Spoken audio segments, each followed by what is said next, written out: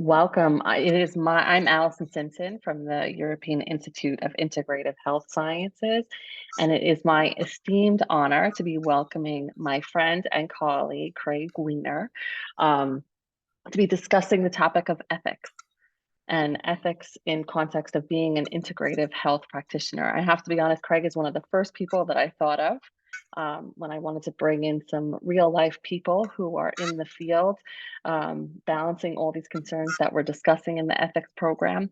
Craig is a doctor of chiropractic. He is also an EFT master and master of matrix reimprinting.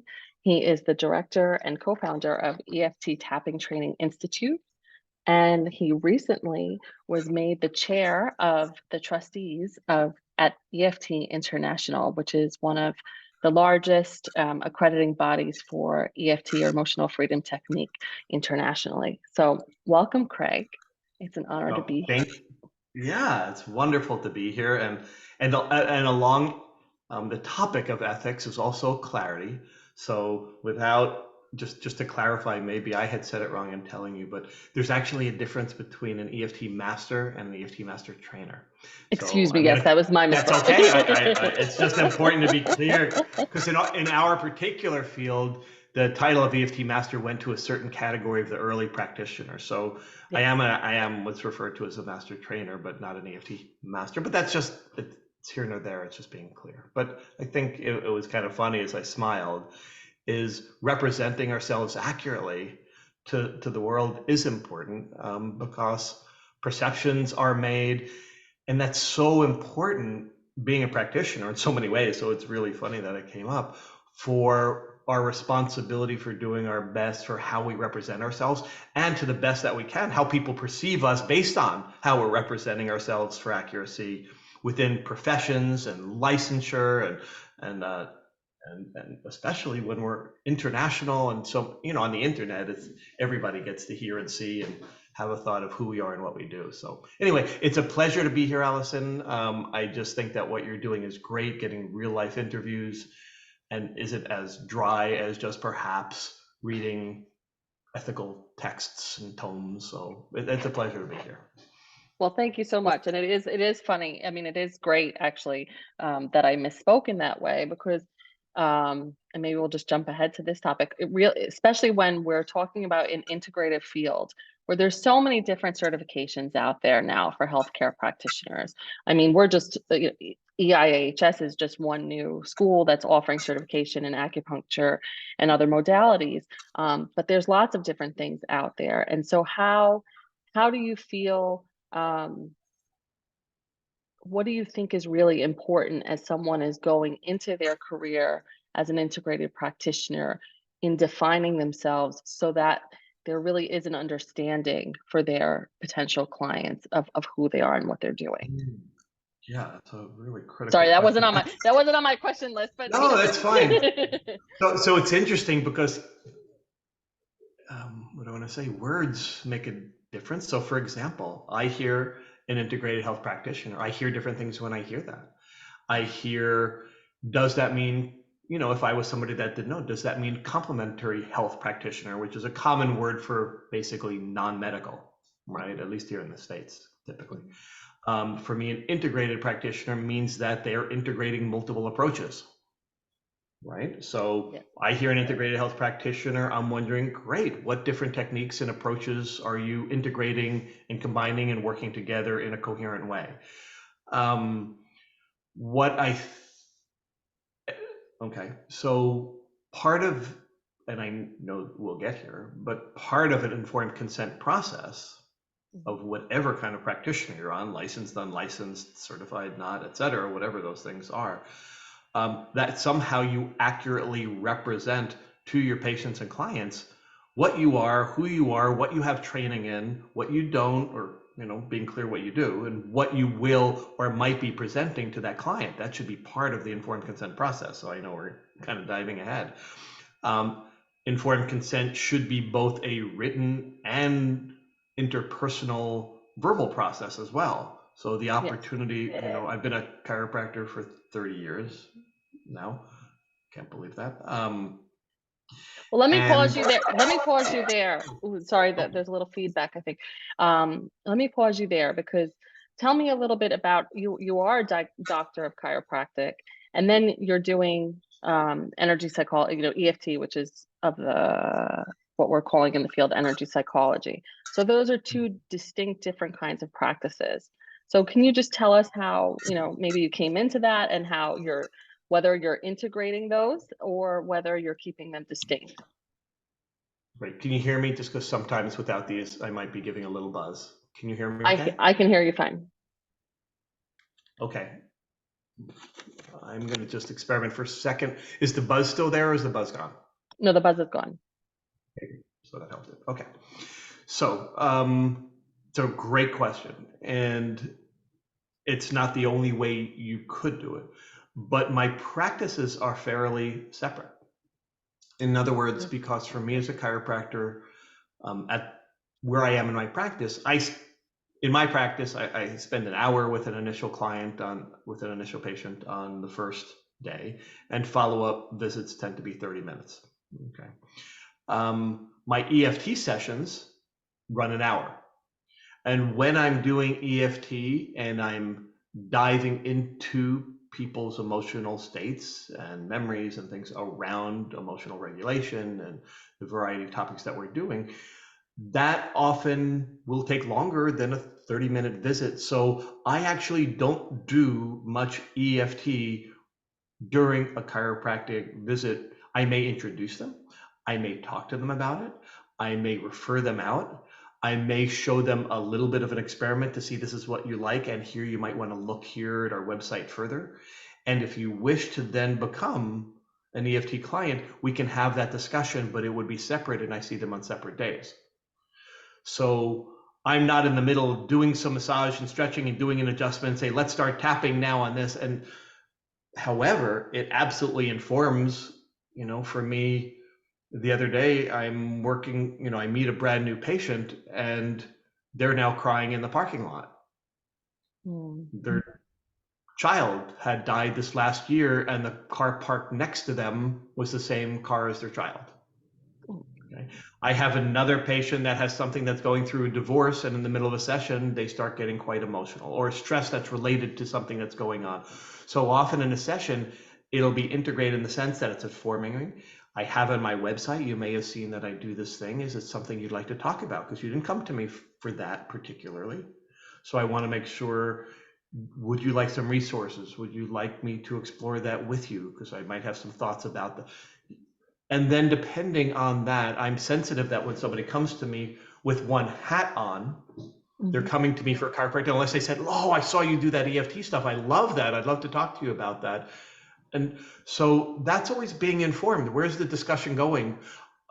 What I'm always sensitive to when I work with our students and mentees and people going through certification, practitioners, is when all of a sudden some practitioner brings in a tool, whether it be shamanic and whether it be energetic or whether it be emotional or psychological, whatever it is, that the client didn't expect. Where did that come from? I didn't come here for that. And they may or may not be comfortable with that. And I've had many cases where clients weren't comfortable with the tool that the person just brought out, and they had no idea that that tool was going to be brought out suddenly, even though the practitioner thought this would be a great idea. So again, it comes back to consent and Yes. informed consent, which is, I understand that you might offer me that, and I have the right to say no. I have some questions about that first, because when I'm in that emotional state or am I in that painful state, I may not have the self-awareness or the resources to say no in that moment. In which case, a client's like, that was really uncomfortable. That was weird that they did that. They didn't tell me they were going to do or not do that. And often, when clients don't feel or patients don't feel in alignment, they use the law of 2 feet. They may not be They may not come back. able to say, that made me uncomfortable. That really wasn't what I was looking for with you. And instead, what you'll often hear is, my schedule has just got really, really busy. I'll give you a call. Or you know what? Finances have gotten really tight. So when I teach about this with my students and we talk about rapport, I always say, how many of you feel like you have safety and rapport with your clients? And of course, everybody will say yes. And I say, someday I'm going to meet those practitioners that say, no, I don't have good rapport because I'm hearing it from the clients that feel that way. And I'm wondering where all those practitioners are that they don't have good rapport with, because clearly they don't know they're them, Yes. because we think we're doing the best we can. We're heartfelt practitioners and doing the best we can, but often out of a lack of skillful awareness or mindfulness about some of these things, we didn't ask. We didn't ask permission first. We didn't give them the room to say no first. So for me, just getting back to one thought, when I informed consent when I first started in school was like a form that patients would sign. Here's the risks, here's the benefits, here's what we're doing. And then it became much more in my field at the time. The education and awareness was informed consent isn't going to hold up in a court of law when something goes wrong if you say, well, they signed the form. Yes. Yes. Informed consent is not just them signing the form. It's like they understand. They got the chance to ask questions. You explained what you did and didn't do and don't do, etc. So I was scared to do that at the beginning. It's like, oh my God, I have to tell them the potential risks that I can cause harm and et cetera, and what that harm could be. And then I came to really enjoy it. But that took time. The discussion of that. Because then it was like, I'd much rather know upfront any fears or concerns that they have that we can allay or not be able to allay. And it's like, look, if you're not okay, that there's a possibility you could feel worse after this, then it's better for me to know that upfront. And I can't guarantee that can happen. It's unlikely. I rarely see it, but it's not impossible. So if that's not a risk that's okay for you, then then this isn't a good fit. And I'd much rather know that upfront. Yes. Or that they got the chance to reveal any real fears that they have. And it's like, oh, that's really good for me to know. Then we won't do anything that looks like that. We can use different techniques. So I'm asking up front, it's like, do you have any concerns? Did anything go wrong with the previous practitioner that would be helpful for me to know, not to blame, but to learn from and to make sure that I don't do with you, or to do more carefully, or to do more gently, or whatever. A lot of, especially as a chiropractor, people have fears about this and that, and don't do this, or do more of that, or don't do that at all, or whatever. So having that up front, I think, is also rapport building and safety enhancing. So I now look forward to it rather than kind of get nervous about it. Well, I mean, you're touching on I'm hearing a lot of the principles, the cornerstone principles of ethical standards, really, as we're talking. And we focus a lot on informed consent, but that also really speaks to what you're saying, speaks to patient autonomy and the importance of the patient really owning their process and really having a power position in the relationship. It's also speaking to, patient autonomy and the importance of defining your scope of practice, especially when you have a bunch of tools in your toolbox and perhaps they're coming to you for one rather than the other. I mean, certainly, we're training people here that perhaps come in with a massage background and now they're learning acupuncture. And so that's a lot more easily able to be integrated on the spot in a practice. But when you're talking about somebody coming to you for pain specifically, and then going to any tool that's going to help release emotional disturbances, which we all know, tend to have a root in pain. There needs to be a lot more discussion about that up front. Yeah, I agree with you. And so, my massage background as a massage therapist, blends very smoothly and easily. And, I've never had anybody not say that, oh, don't do any of that, right, as a chiropractor. Yeah. So they tend, but it is another leap to then jump into the more emotional, psychological realm. And so I'm sensitive to that, very much so. And so, yeah, so asking permission all the time. And it's interesting, that whole idea of autonomy, because I've been through, in 30 years as a chiropractor, many different ways of trying to be with my patients. So in other words, I've gone through different philosophies, and not ones that ones that I don't necessarily resonate anymore with, but there was often from kind of old timer chiropractors a philosophy of like kind of being their daddy. And I mean that, and I'm saying it in that way because it was like they're looking for direction. They're looking for, what do I do? So there was this perception that patients are looking for a parent to direct them for what's best for them, and what they bring years of skill and and And that idea doesn't promote autonomy. I don't agree with it, but I think that there is a dance that people are looking for direction and Mhm. advice and using our skill and wisdom and experience for what should they do and what should they not do, etc. But I've now found this balance of how I do this. Like, look, I can't tell you what to do, and I'm not going to. But if you were to ask me for my recommendations, if you were asking me for the recommendation of what I would recommend doing to a loved one or family member, you have total choice in this treatment plan or these recommendations. But if you're asking for my recommendation, I will make that, and then it'll be up to you for whether you follow those or don't follow those. I'm not going to let you go as a patient just because you don't, unless I consider it dangerous, Mhm. right? If there's going to be something where I think, okay, you have to go see a neurosurgeon right now, that's really important, my really strong recommendation, and you don't want to, and you want to continue with me without doing that, I don't know that I can still keep seeing you ethically, because I think that's what needs to happen next, and et cetera. So in other words, I think that that dance of how we are and how we communicate, while empowering them for choice and never judging and never making them wrong for their choice, but then we have ethical guidelines for where we can no longer participate with this client for whatever reason. And Do you then how do we refer and how do we, et cetera. So Your example just now, with someone needing to then go seek really a neurosurgeon, do you find that people are coming to you as a more quote unquote, alternative type of healthcare practitioner trying to avoid, the Western medicine and there are these people that seem like there has to be either or, that it can't, either you're gonna go with whatever Western medicine what they want to say, whether it's surgery or pharmaceuticals or the alternative route, the more holistic, natural route. Do you ever it's find every, yourself in a situation? it's everything. I mean, Yeah. I have a patient yesterday, not automatically, say guy in his 70s, not his jump on the medication route, has a strong faith base. Hmm. Not anti-MD, but definitely not their first choice, came to me. And over the course of time is like, at this point, I saw him a few times and it's like, this is not getting better as it should.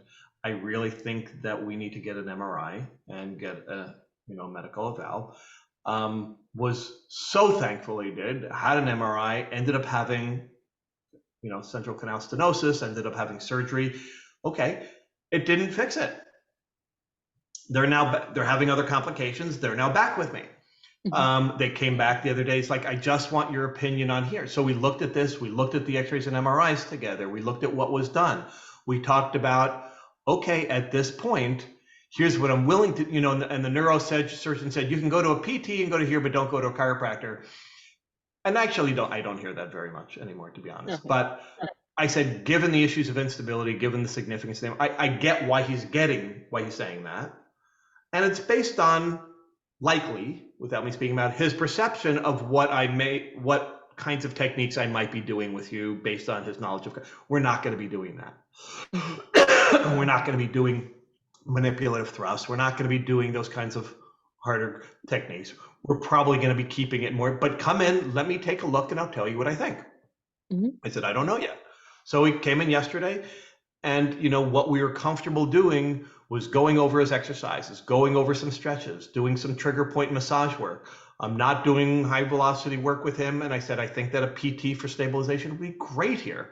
And he's like, actually, I got my first appointment. I'm like, great. So how about we just work a few times, see with what we're doing while you get to the PT, because it's taking a month to get to the PT. So there's often those in-betweens. And if I have somebody that says, I don't want to go to the MD, I'm like anti-MD. If I Hmm. can safely work with them, I don't have a problem with that. Of course. If I think that the person has a predilection, that they're really scared what we're doing, I'm going to say, let's get an opinion. I mean, I don't have any problem. And I develop relationships also with neurosurgeons and orthopedists and acupuncture, all kinds of people over time. So I could say, let's get another opinion here. I have no problem with that. I really, it's harder when you're first in practice. I mean, I really want to honor the difference between being 30 years in practice and right out of school. Financial pressures, to not refer out patients. I mean, I'm being, we're private here, right? We can say that there is a whole nother financial pressure and trying to build a practice pressure, and not wanting to just try to refer people away pressure. And I mean, I get that. And yet I find that patients and clients over time, when I make referrals and I make suggestions, they love and appreciate me more for not trying to like hold them too tightly and be the one that has to try to fix them and to be the one and only for them. So my experience is it comes back tenfold. Establishing relationships with other people that they love and trust and will often come back to me when they're ready for whatever the next step is. Still refer people to me. I think people will refer, when you refer out in a good way, people will still refer to you because they so honor the decision and kind of the selflessness of that decision as opposed to a different decision. So I know we went in different directions there, so No. It's great. It's great. I did wanna touch on something because one thing I think I failed to mention in your intro is that you are a trauma informed practitioner, and it's something that you also teach to your practitioners how to create that safety and container. And really, in this world, we're filming this at the end of 2023. There's two wars going on right now. There's not probably a person on this planet that hasn't been touched by trauma somehow, somewhere. So, do you think that practitioners working with people, working on bodies, um, moving energy around, do you think that they have an ethical obligation to become trauma informed? that's such a great question. Yes, is the simple answer. So I mean, we'll start there. And what does that mean? Um, Again, it's not something official like, oh, I took a trauma course, I'm trauma informed, Mhm. or I'm trauma certified, or yes, there's all that, and I advocate for, to any degree and on any level, that a practitioner is becoming more trauma informed about their practices, perspective, understanding, and I don't think that it ends. I don't think like it's a degree in which it's now complete. I've now reached a status of being trauma informed. So um, I continue to learn. It continues to filter my perspective on my patients and my clients and my worldview, which to me at a bottom line means is that when I use a trauma informed lens, that there's always a reason, often trauma um, connected, why people feel the way they do, why they do what they do, the behaviors that they act out, the choices they make, the way that their symptoms and diseases are experienced, um, are so often trauma infused, trauma affected, that when one has that, not only does it provide more compassion, more empathy, more understanding, it also starts to look at things ain't just what they seem, right? That, so I guess a good example would be, as a brand new chiropractor, of course, we're always doing our OPQRSTs, like, okay, when was the onset? What, we go through all those steps of symptoms and diseases, and what was going on. When did you start having these migraines, and when did you start having? I can't tell you how many times, more than 50% of the time, was like I slept wrong. I woke up with it, like, oh, it must have been a really bad night's sleep. All these people having bad night sleeps that all of a sudden develop symptoms that they never had before, and so it would be like, so to the ex, it was like, okay, so there's no real reason this happened. There's no trauma that happened. Okay, so let's move on, and we kind of move on from there. Oh, it must be some dysfunctional pattern, and now I'll ask, I'm just kind of curious. In the last, I don't know, 3 to 6 months or so has anything, before these symptoms came on, et cetera, is there anything that changed much? Was there anything really stressful? Was there anything that had nothing to do with that back pain, those headaches, et cetera, that where your life was either turned inside out or really went through some significant change. And all of a sudden, well, I mean, not that has to do with my back, but my spouse left me and took my kids. Da, da, da, da, da, da, da. It's like, okay. So there's often adversity and trauma or a previous trauma that got triggered in their life that brought back up, that started to be connected, or was the onset for things going downhill before the symptoms happened. And often asking about that, inquiring about that, changes the whole level of our inquiry of also directions for what they need to be doing for self-care and what it had to do with. Without that understanding, I wouldn't have asked that before. So that's just, I mean, even in my intake with symptoms and a new client, that becomes trauma informed, but also how I am being with regard to my physical contact with my client. I mean, I'm a very kinesthetic practitioner, of course. And given the amount of people that have been inappropriately touched, given the amount of people that have been sexual trauma, etc., that I become incredibly sensitive to energetically and permission based, or just I'm going to put my hand here right now because they're lying face down and there's not a shock when I place my hand on their lower back, for example. So I mean, it informs everything that I do to the point that I almost don't even recognize sometimes how that informs the little things that I do. I'm conscious of somebody's amount of eye contact and their self-esteem and ability to be able to be present with me when they're talking about something difficult, or do I give them space to be able to look around and I'm not looking at them this way. So these kinds of practices about the sensitivity that creates a sense of safety, and safety is an absolute necessity for healing, especially when there's been trauma, which there has been for most people, that I think it behooves us, it makes us better practitioners. It creates a deeper sense of connection and safety faster. Yeah, so you asked the question and the answer was yes. Yes.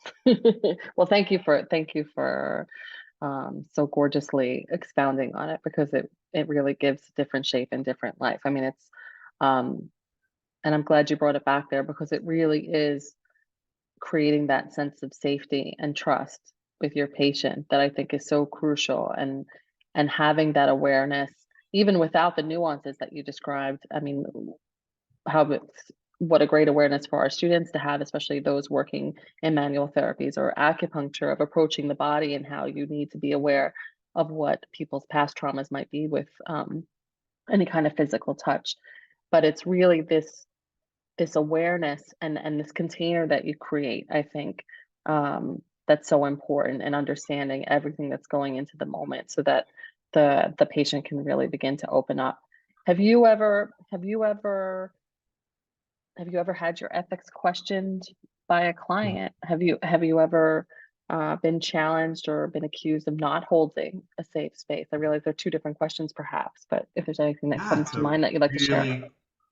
It's a great question. Would I like to share? Those are two different questions. Yes. Well, for Yeah, learning so I did. purposes, Yeah, I didn't know you were going to ask this, so let me just kind of see how I want to address this at its most useful.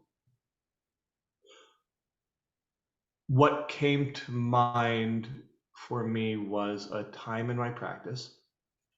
So I moved to a brand new community where I live now. I've been 20 years. But when I first came, I didn't know anybody. I mean, I didn't know a single person. And so so two things came up. One is I felt a lot of pressure to start, coming from another practice in another part of the country. And I felt a lot of practice to have my name be out there. So I was out at different public events, public education, different fairs, and having a booth and promoting the practice, etc. So on one thing that created in this small community, both feelings of great, thank you so much, I'm so glad you're out here, no other chiropractors are doing that. So I had lots of feedback like that, but I also had feedback is like, dude, tone it down.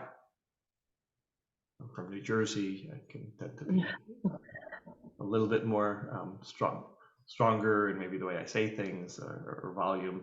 And so I did get feedback, or I heard feedback, not directly, opinions about that and perspectives about that. So that's not unethical, but it is being sensitive to how you're marketing yourself and how that's being perceived in what community. Okay. There was a time in my practice where it was becoming more and more common as in chiropractic practice, where, for example, there would be kind of styles of providing, something more like unlimited care for a fixed price. Mm-hmm. Something like a person would pay X amount of dollars for a year of care, and you would then provide what the patient wanted and needed, et cetera, something more along that lines. That started to be, by courts and other things, ruled for healthcare not the way to go. It needed to be, because it wasn't clear up front how many times they were going to come in or need it, and various court cases, that wasn't so clear at the time.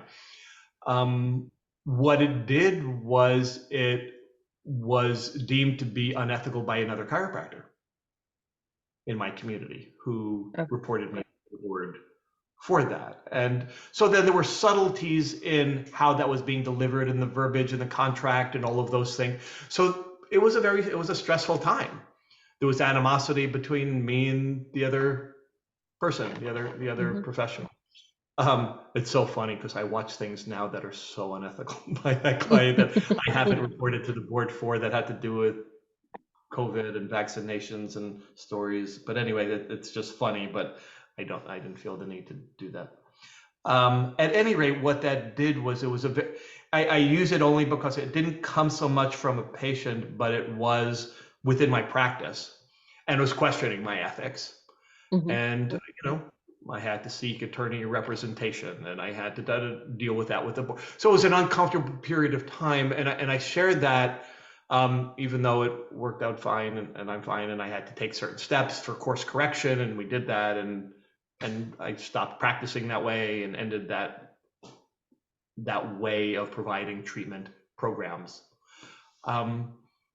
When we get challenged for our ethics, it is emotionally straining. It affects every part of your life. I've only had, I had one other time. So in other words, I don't think you can be in practice for 30 years and think that you're never going to have somebody challenge you, whether it be malpractice or otherwise. So I had one, like in my second year in practice, even though it was a classic when it went away, but it was emotionally incredible. So I was doing screenings at a gym. I had met somebody that had a problem. He came into my office. We had one treatment for a problem he was having. He was having neck pain and arm pain. We did one treatment. I took notes about it, and I said, you know what, I really think you need to see an orthopedist about this. 364 days later, which was like the legal deadline for them to file, there was a suit filed against me for causing the problem that they had. Oh, wow. And yeah, and it ended up getting thrown out. It was in my notes that the person already had the problem. I mean, maybe what we did aggravated a little bit, but I immediately was responsible and referred them out, etc. But so it ended up going away, but I can't tell you the amount of stress that it caused until it went away. So why do I share some of these different stories? Because you can't be in a healthcare career for a long time with thinking these aren't going to happen. So therefore, what can you do? You do your best to be as informed consent as possible. You do your best when going, should I do this? Shouldn't I do this? Be more conservative. I come, from the beginning, I will tell patients with expectations like, look, this first visit, I'm not trying to hit a home run. It's a baseball analogy here in the United States. It's like, I'm not going to try to make all this go away today.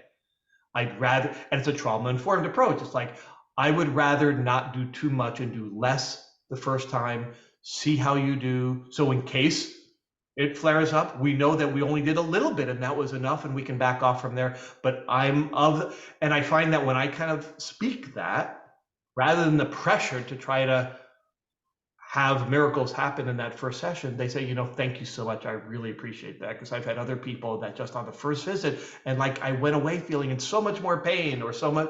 And this is the same thing with EFT. Excuse me, because I know I'm using multiple perspectives. When I teach my trainees, it's like, do not dive in a first EFT session and ask them, my worst question would be, when was the first or worst time you ever experienced this or felt this way? Do not do that. Don't Mm. dive too quickly down that rabbit hole of emotional, psychological, and energetic causality for that. There hasn't been enough safety rapport established. Work gently. And, I do teach tapping out of trauma with my partner, Suzanne. And, a phrase that she uses that I didn't steal, with permission, use all the time, is like, especially working with trauma, is only go as fast as the slowest part of you feels safe going. Mm. When we're dealing with things that are more emotionally evocative and painful, or et cetera. So especially trauma, slow is better. But sometimes that requires education, because clients will say, no, I want to dive to the root of that. And I have to say, thank you. I totally get that. And I honor that. You've been waiting to get rid of this for a long time, and I get it. But I work safely. I work gently. That's the way I do it. If you want something different and you want a kamikaze pilot, that's not me. So you might want to Right. go somewhere else. That's not how I practice. And so sometimes I've had to talk clients back and say, thank you. We'll get there as long as that's within my scope. If it is, but not today. We're going to work with how that's showing up in your life now, how that's Mm-hmm. affecting your life now. And then we can start to talk about the past, and we'll work towards that. I promise. If we are. So there was a lot there, but yeah. There's these examples are so rich because they're hitting on, the diverse ways that ethical issues come up in practice. I mean, your first example of the chiropractor making the complaints against you speaks to how we have to be cognizant of how we market ourselves and how we're Huge. packaging our offerings. I mean, So big. And for our perceptions, students. Yes. I'm sorry. No, go No, ahead. just one other story that was really valuable with what you said about other colleagues' perceptions is Hmm. when you move into an area in open practice, meet them, connect with them. I remember I did that when I was right out of school, and a really great lesson about perceptions was I met with a rheumatologist. So a patient of mine used them, and I said, well, I'm going to probably need to have some of these with my RA patients, et cetera, et cetera. And I said, can I just ask you a little bit about, like, do you refer to chiropractor? He's like, no. I'm like, okay, so it'd probably be good for me to ask why. Like, can I just help it? He's like, sure. So I had a patient last week that came in and told me that their chiropractor told them to take cow liver, thymus, extract combination for their RA. And then the next week, I had somebody that came in that, they give them some nutritional perspective for their condition that Hmm. was a little more on the fringe and not as so he gave me 3 examples of, from his perspective, what would not be traditional, what he would expect chiropractic to be, and looked very woo-woo and fringy for him. Okay. And 2 of them had gotten much worse, etc. So we all have, every profession has stories of another profession, of somebody that had the failed low back surgery, and somebody that went to the acupuncturist that missed the diagnosis, or whatever it is. Hmm. Hmm. So I had to understand, I totally get why you don't refer to chiropractic. If your experience is failed cases and extreme treatment protocols in your eye, why would you refer out if you didn't have some personal experience? So I knew that we had a reasonable exchange. He didn't end up referring patients to me, and that's fine, because that wasn't the Okay. purpose. It was for me to get a referral source. Hmm.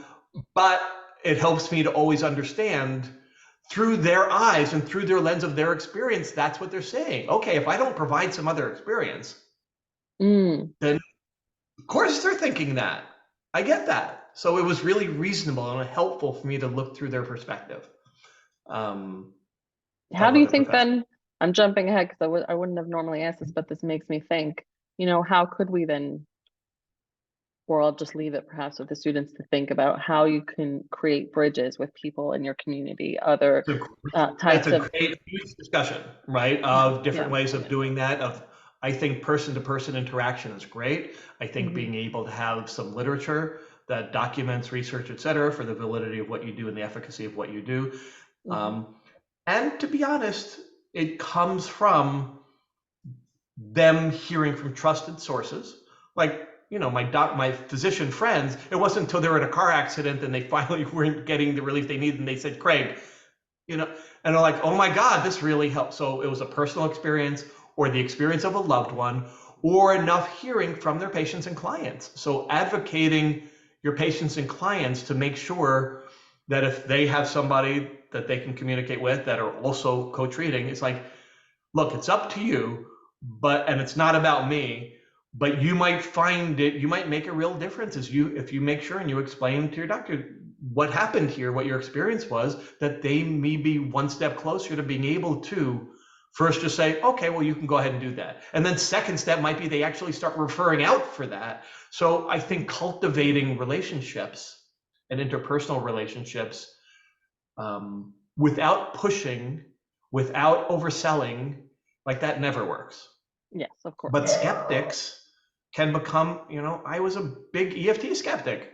And look at me, I'm like, so skeptics can change. So I'm not scared of skeptics anymore. And the way that actually somebody once taught me this, and I'll never forget it, but it makes sense. And it's a line, but it actually works.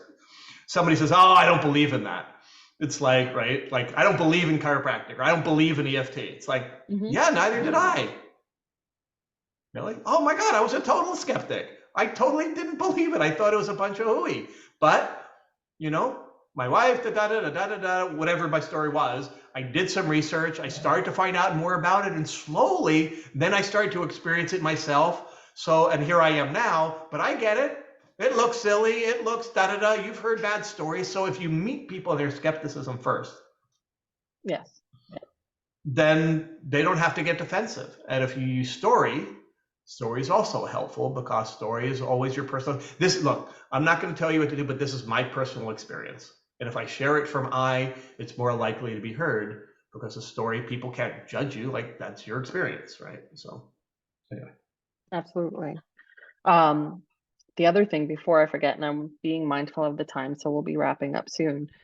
Your story with the man that you met through the gym really highlighted for me the importance of keeping notes and keeping records, Yep. because ethical issues can show up as malpractice accusations, let's say, or suits against us. So it's another, while these are in the context of the class that we're talking about, we're speaking about them of codes of honor, really, and how we shape our practice and how we're interfacing with things, but they can cause real life problems in your practice if it is. If it's not written, it didn't happen.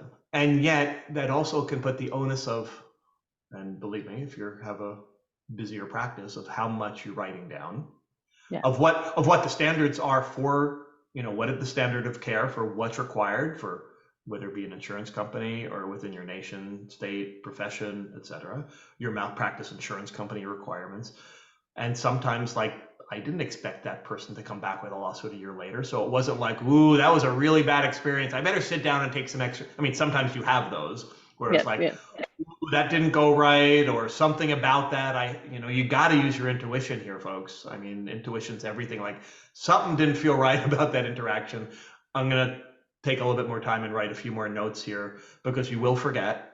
And in a court or in a board or a hearing or something, if it's not written, I'm not going to say it has no value, but boy, it can be open or shut when it's written. It's like you said right there that you referred out. Okay, like that was the appropriate course of action there. Okay, but if I did that and didn't write it down, number one, I probably won't remember, and two is maybe you did or maybe you didn't, and the person could say he never told me that, and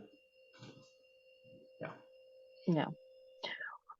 Well, to close this lovely discussion out, and I want to thank you once again for giving me an hour of your day to get personal with you, really, and for being so candid about your experience. Especially in your position as a trainer, sending people out there into the world to be working with people, whether they have, a medical degree or not, they're interfacing with people and effectuating an impact on their health. What are some words of wisdom that you have for students that are embarking quickly, in a few, sum up? Great question. I would say the same things, I think, to whether they were chiropractic students, new chiropractors, EFT practitioners going through their certification, etc. I guess there are several things. I find people called to doing the work in the healing arts often have a heart of healing, right? In other words, there's some part of them that moves them, that calls them into this journey. It doesn't have to be. You can say, okay, that's a good career, I'm going to do that. But 99 out of 100 are called to help. But in that nature is also calling to help. I think it's really worth the time to find out why.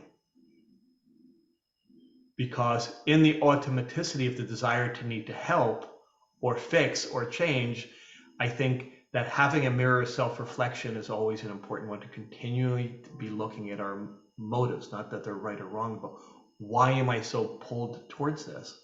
That often requires some self-reflection, because it's in the desire to help or fix or relieve suffering, etc., that we bring an agenda to doing that. That's not always helpful. Sometimes when I'm in my best, I have the least amount of that pull to help this person, because now I'm not trying to fix them or change it, and I don't feel that pressure to maybe do too much or to just be in the nothingness or the stillness. So I don't know that this was not what I expected to say. I love that you're saying it, by the way, because this is a perfect way. But I think it's important, and it's what came through. So it's funny that it is. But it's important. So what I want to say is, I think that anybody in the healing arts, number one, thank you, right? I think that it's beautiful to have a heart of wanting to relieve suffering in whichever way you're called to, in whichever career, because we all get called. I mean, we didn't even talk about kind of that journey for me, and that's maybe for another time, because that was fun and interesting and serendipitous and all those things. But in whatever direction you get called in whatever integrated health capacity and journey, is that we have to do our own work. I think that's often spoken in the mental health fields, but not necessarily in the physical healing arts, etc. We have to keep doing our own personal work, because the more capacity we have for our own personal healing, and the more we attend to that journey of self-reflection, because our practice is us. That's where I wanted to say. You can count on that whatever is unhealed within yourself is going to show up in your clients. It is like, it should be like a universal agreement that is there, because there's a contract there. It's going to happen, and you're going to see whatever's unhealed, whatever needs to be seen, is going to show up in the mirror of reflection in your clients. And so therefore, this continual journey of not being defensive and not being able to see them as wrong, or being able to see them as this way. How is that part of me? What is that part of me that's not getting acknowledged? Where do I need to do my own work with this issue? And then all of a sudden, clients show up like, oh my God, they just got better because I did that work for myself. So that more quantum-y look at the world is a critical one. So that would be, if I gave one thing today, that's what it would be: is do your own work and know that it never ends. And it's not like an onus pressure, but it is one of responsibility, that if we're in the healing arts, we owe it to our clients and to ourselves to continue to use that for self-reflection, to do our own work, and then we can be there even more effectively for our patients and clients. So yeah. Well, thank you, Craig Weiner, because you are probably one of the only practitioners that I know with every ounce of his being walks his talk. And that's why I wanted you to be one of the first people that I called I into. do my best. Thank you for that, and I strive towards that. So thank you. I know you do, and I think that's half the battle. I think intention, energy follows intention. So having that intention to do your best and to serve your clients, and as you're saying, to really look within to at what's showing up in front of you. It's just, I think, like you said, we're called into this field, and I think more often than not, there is something. There's something for us in that we have to keep bringing ourselves back to. That there's parts of us that we're healing to. So thank you so much again for your candor, for your honesty, for your fun. I love collaborating with you, and I hope you'll join us again soon. Happy to, anytime. Do you want to drop any links or let the students know where they can find you or plug Yeah, any courses? people are welcome to. If you want to find out more about the EFT work, it's efttappingtraining.com.